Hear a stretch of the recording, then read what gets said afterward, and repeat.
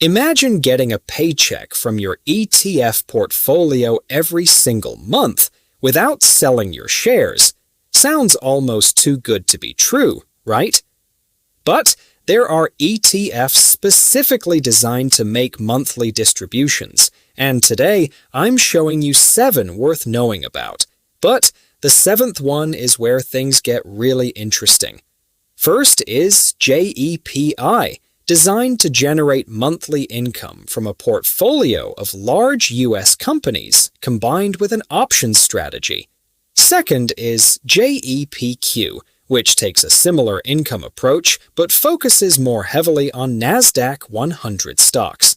Third is DIVO, combining dividend-paying companies with a covered call strategy and monthly distributions.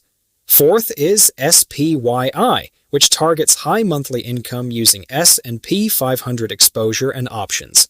Fifth is QQQI, another monthly income ETF focused on the Nasdaq 100. Sixth is XYLD, which uses an options strategy on the S&P 500 to generate monthly distributions.